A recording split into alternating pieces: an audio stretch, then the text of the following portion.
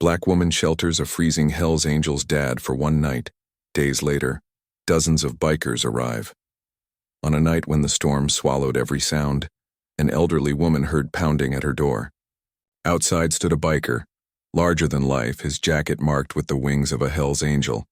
In his arms, a small child lay limp, his lips turning blue.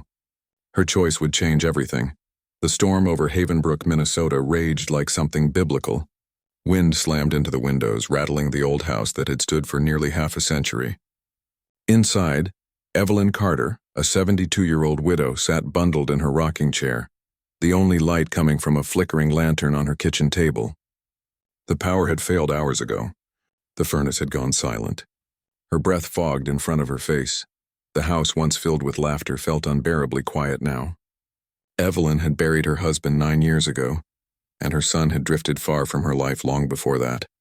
Loneliness had carved itself into every corner of her days, and tonight, the silence pressed down on her chest like weight she couldn't lift. Her joints ached with arthritis. Her hip burned every time she stood. The doctors had talked about surgery, but that was for people with money and help. She had neither. Evelyn whispered to herself as she sat rocking. Getting old isn't for the weak. She was trying not to think about the way her son, Marcus, had vanished into a haze of drugs and bad choices. He hadn't called in 6 years. She tried not to remember the last fight they'd had, his angry words still echoing in the quiet house. Then it came. Bang, bang, bang. The pounding on her front door made her jump so violently she nearly dropped her lantern. At this hour, in this storm, fear gripped her throat. It hadn't been long since a break-in had shattered her trust. 3 men had forced their way into her home, stealing her husband's watch, her mother's necklace. She had thought the storm would keep trouble away. But now someone was out there. Her fingers tightened around the cane leaning against her chair. Her heart raced so fast it felt dangerous. Again, bang. Bang, bang! She rose, every step toward the door like stepping closer to the edge of a cliff. Evelyn froze just inches from the door. The wind roared outside, rattling the shutters. Slowly, she leaned toward the peephole, her breath catching. What she saw made the blood drain from her face. A man stood there. Not just a man, he was huge, his shoulders broad beneath a soaked black leather jacket. His long hair stuck to his face, his beard thick and unkempt. Tattoos climbed up his neck like ivy, but what made her knees weaken wasn't his size. It was the logo on his jacket, a skull with wings, Hell's Angels. She gasped and stumbled back, nearly dropping her cane. Why was he here? What did he want from her? She thought of Marcus. Had her son gotten into debt? Was this connected? Fear flooded her veins. The pounding came again, harder this time. I know you're in there. The man's voice shouted through the door, rough but desperate. Evelyn's chest tightened. She wanted to run to the phone, but it was in the kitchen. Her cell phone sat charging in the bedroom. She was frozen. Then his voice cracked. Please, I don't want trouble. I just need help. My son, he's freezing. He's not breathing right. Please, ma'am. Please just take him. You don't have to let me in. Just take him. Evelyn's heart stuttered. Son? She leaned back toward the peephole. That's when she saw it, a small shape wrapped in blankets pressed to his chest. A child, the boy's lips were pale blue. His tiny hand hung limp over the man's arm. Please, the man begged, voice breaking. He's 4 years old. His name's Caleb. We were stranded when my bike went down. I carried him through the storm. 6 houses. 6 slammed their doors in my face. He's dying. My boy is dying. Evelyn's body went cold. She knew that sound. The faint, shallow gasp she could now hear from the boy. She had heard it decades ago when Marcus battled pneumonia as a child. That same weak rattle of a child's lungs fighting for air. Her hand moved to the locks almost without thought. Fear screamed at her to stop. But compassion pulled stronger. The first deadbolt slid free. The icy wind blasted through as Evelyn cracked the door open. Snow swirled inside instantly, covering her floor in seconds. On the porch, the biker loomed like a fallen giant, but his eyes were wet with tears. They streaked his frozen face as he shifted the little boy in his arms. Thank you, he gasped, voice shaking. Oh God, thank you. Evelyn's gaze dropped to the child. Caleb's skin was gray, his lips dangerously dark. His small chest rose and fell shallowly. Every maternal instinct she thought had withered in her old age roared back to life. Get inside, she ordered firmly. stepping back despite her pounding heart. "Both of you. Now." The biker hesitated as if shocked by her words, then stumbled through the doorway, nearly collapsing as his boots hit the hardwood floor. Evelyn shut the door hard against the storm, locking it again out of instinct. "Set him down, there on the table," she directed, clearing her kitchen table with trembling hands. The biker obeyed instantly, laying Caleb down as gently as if the boy were made of glass. His big hands shook violently. Evelyn bent over Caleb.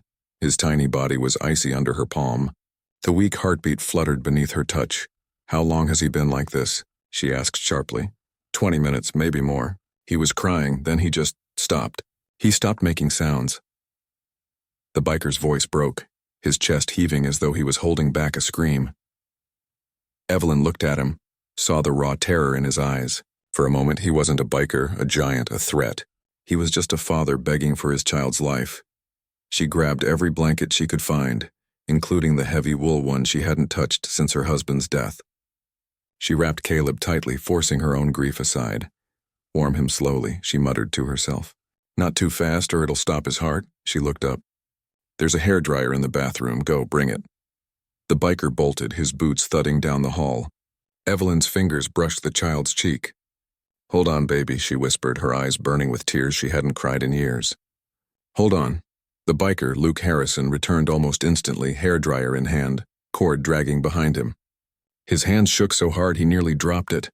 Evelyn took it, aiming the warm air at Caleb's chest, slow and steady. "Talk to him," she ordered. "Say his name.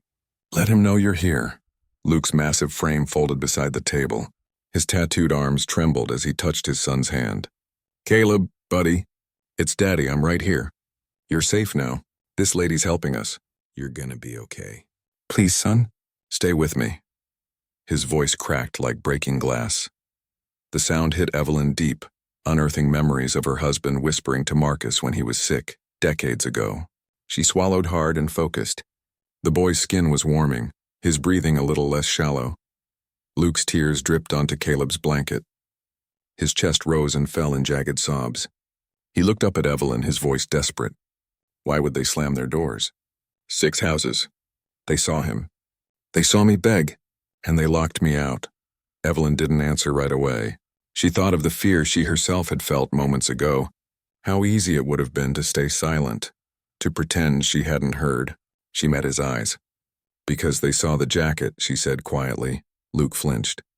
He knew she was right for a long moment. The only sound in the room was the hum of the hairdryer, the storm howling outside, and the fragile breaths of a child fighting for life. Then a small sound broke through. A whimper. Weak, but real. Caleb shifted, his tiny fingers twitching against his father's hand. Luke gasped. "He moved!" "Evelyn, he moved!" His voice was full of raw hope, the kind that cracked through despair like sunlight through storm clouds. Evelyn allowed herself the smallest smile. "He's fighting, and he's got you. That means something." Luke bent over, pressing his forehead gently to his son's. The giant biker sobbed softly, whispering, "I've got you, Caleb. I'll never let go.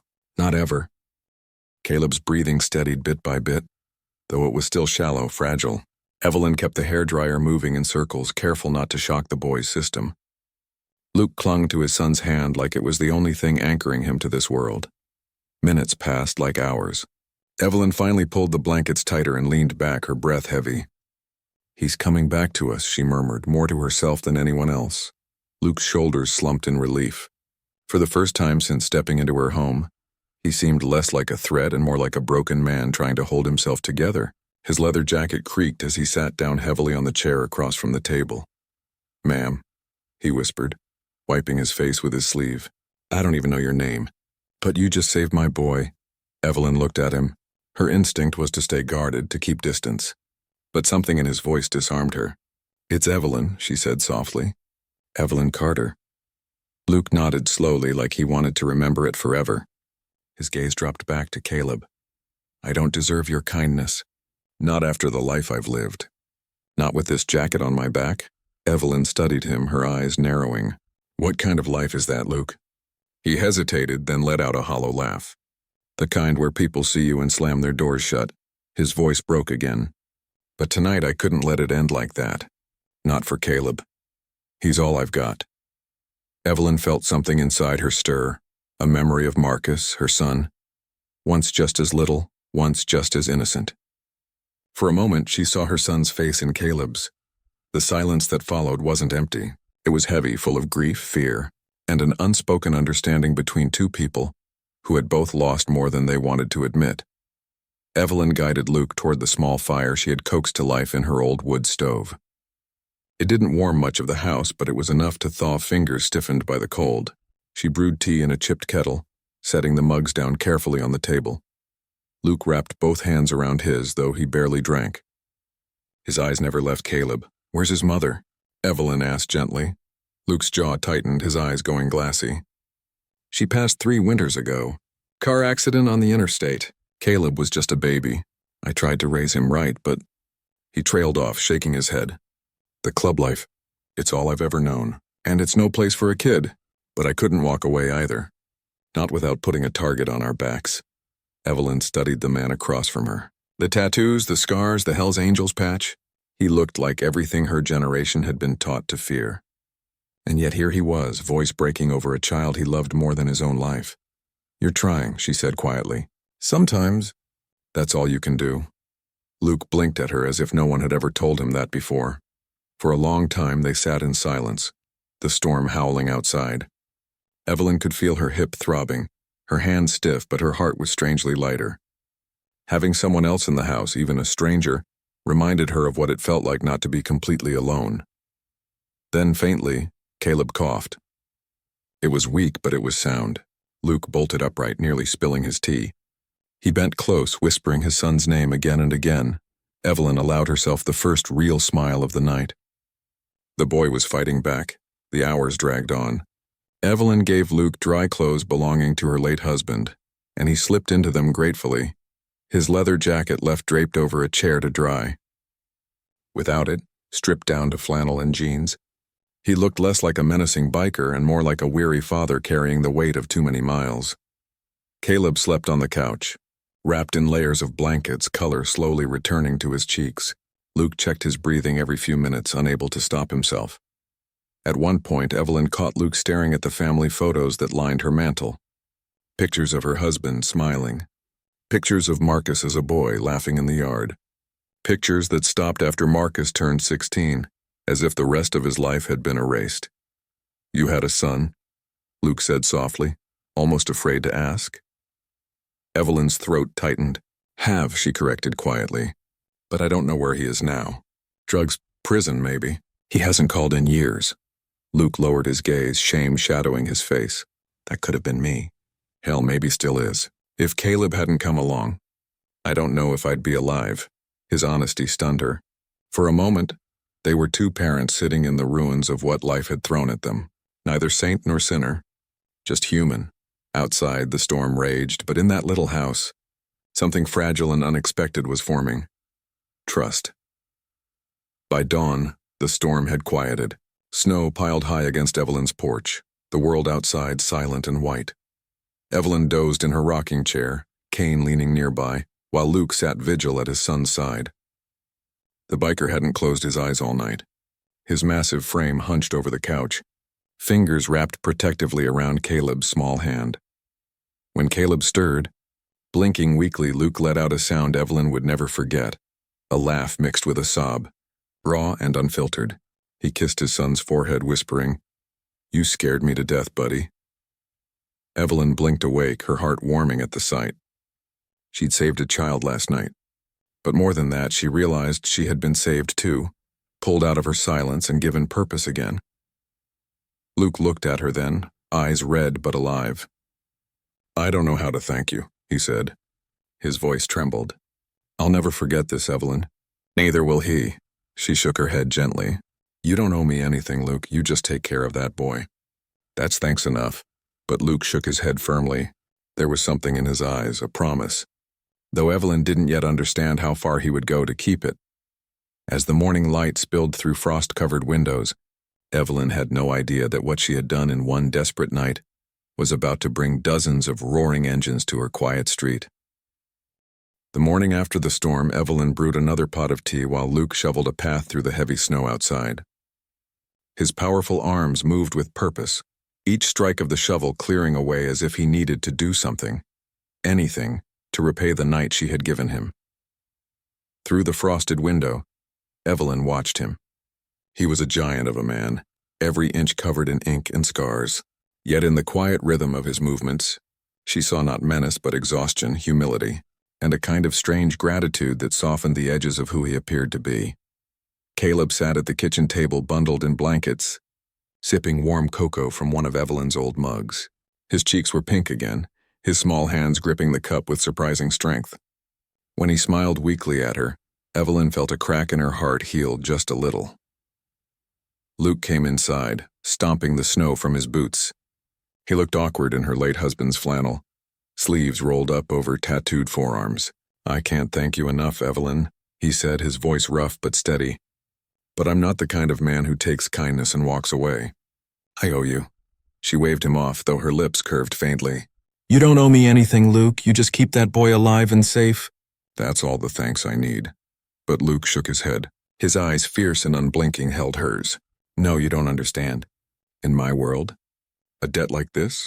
It's sacred, and I pay what I owe." Evelyn didn't fully grasp what he meant, but the way he said it like a vow sent a shiver down her spine that had nothing to do with the cold. By mid-afternoon, Luke was preparing to leave. The storm had calmed, and the roads were slowly clearing. He packed Caleb's small blanket and carried him gently in his arms. Evelyn walked them to the door, her cane tapping against the wooden floor with each step. "Where will you go?" she asked quietly. Luke hesitated. "Back to the club's safe house. It's not perfect, but it's what we've got. I can't keep him out in the cold anymore." He looked down at his son, then back at Evelyn. "You'll probably never see us again. But know this, what you did last night, it won't be forgotten."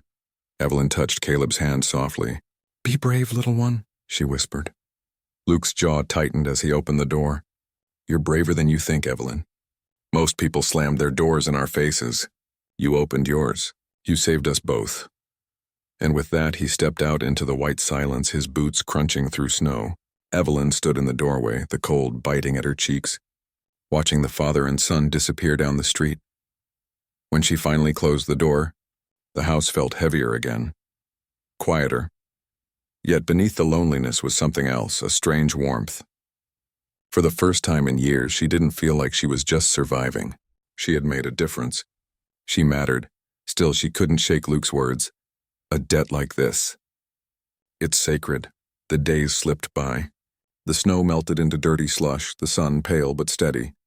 Evelyn fell back into her routines, feeding the birds, rocking by the window, writing in her old journal. Yet she couldn't stop thinking about the biker and his boy. One evening, as she sat by the fire, a sound rose faintly in the distance.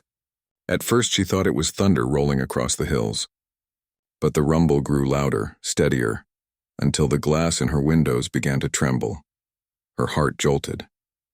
It wasn't thunder. It was engines, dozens of them. She rose, cane in hand, moving to the window. What she saw made her knees weaken. Down Maple Street, a river of motorcycles poured in, headlights blazing through the dusk. Leather jackets, chrome flashing, the roar of engines shaking the earth, the kind of sight that once would have terrified her. She stepped back, panic flooding her chest. Were they here for her? Had Luke told them where she lived? What if this was revenge? Her hands shook so badly she nearly dropped her cane. The roar grew deafening as the bikes slowed one by one, lining up along her quiet street. Neighbors peeked nervously through curtains, lights flicking on in windows. Then the engines cut all at once, plunging the street into an eerie silence. Evelyn's breath came fast and shallow. Fear clawed at her throat. She clutched the doorknob with trembling hands, uncertain if she should lock it or open it. Then came the knock. Not frantic this time. Not desperate, but firm, steady, and deliberate. Evelyn's heart pounded in her ears as she cracked the door open. Her breath caught. There stood Luke, his leather jacket back on, the hellangels patch blazing in the fading light. His face was tired but softer somehow, a shadow of a smile tugging at his mouth.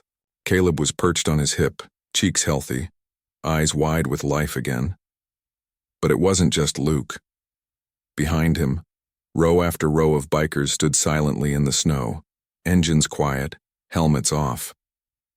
Their faces were rough, scarred, tattooed, but every eye was fixed on her house with a strange kind of reverence. Luke cleared his throat, his voice carrying in the cold air. Evelyn Carter. This is my family, and we're here because of what you did. You opened your door when nobody else would. You saved my boy. And in my world, that means your family now, too. Evelyn's mouth went dry. She looked past him at the sea of leather and chrome. Dozens of men who, by reputation, were feared across the country. Yet here they stood, quiet and solemn, as if paying respect to something holy. Caleb lifted his small hand, waving shyly. "Hi, Miss Evelyn," he said, his little voice carrying over the stillness. Evelyn's eyes filled with tears. She pressed a hand to her heart, unable to speak. Luke's voice broke the silence again. "You'll never be alone again, ma'am. Not ever. You're under our protection now. This street, this house, you're part of us." And then, as if on cue, every biker raised their right hand to their chest in silent salute. The sight was overwhelming. A wall of strength bowed toward a frail widow who had chosen compassion over fear. For the first time in years, Evelyn felt safe. Not because the locks on her doors were strong, but because a family she never asked for had claimed her as their own. Evelyn stepped out onto the porch, her frail frame dwarfed by the sea of leather and steel stretching across her quiet street. The bikers stood shoulder to shoulder, a wall of loyalty and power. Neighbors who once whispered about her being just an old widow now peered from behind curtains, wide-eyed at the sight of hardened men bowing their heads toward her home. Luke shifted Caleb higher on his arm and gestured to the men behind him. "These brothers of mine, they don't follow rules, Evelyn. Not the ones the world writes. But there are some laws stronger than any courtroom can make. Loyalty, honor, family. You gave my boy life that night, and in our eyes that makes you untouchable."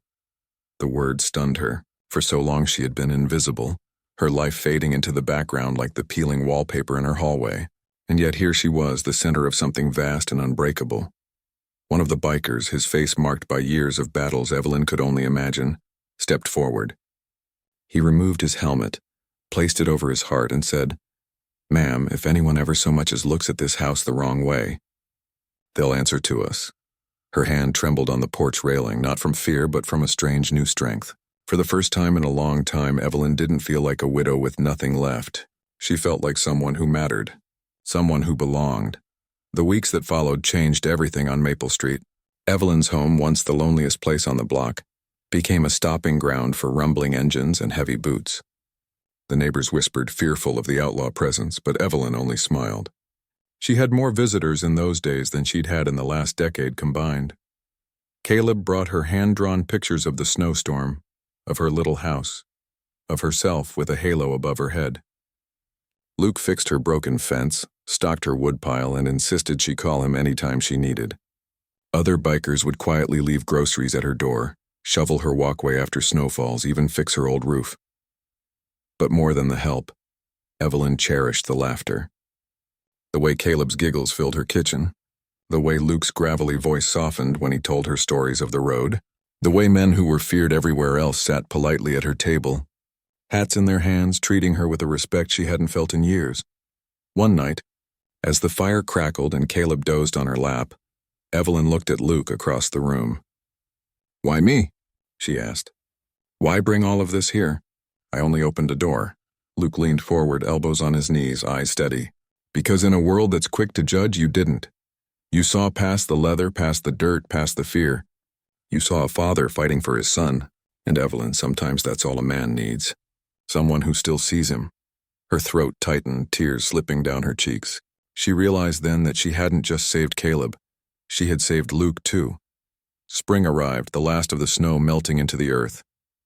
Evelyn sat on her porch rocking chair, cane resting against the railing when she heard it, the distant roar of engines. Not frantic this time, not desperate, but steady, strong, a reminder that she was never alone. Luke pulled up first, Caleb waving wildly from the sidecar of a rebuilt bike.